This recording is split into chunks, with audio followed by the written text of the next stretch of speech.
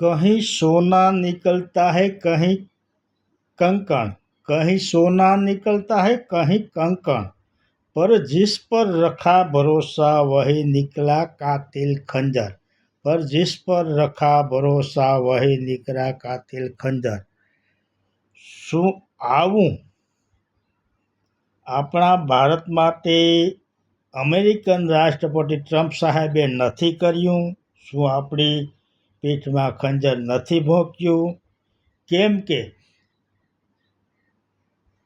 corona કાળ વખતે આપણે ટ્રમ્પ સાહેબને ભારતમાં બોલાવી લાલ જાજમ બિછાવી અને 100 કરોડનો ખર્ચ કરી અને મિત્રતાનો હાથ લંબાવ્યો તો, પરંતુ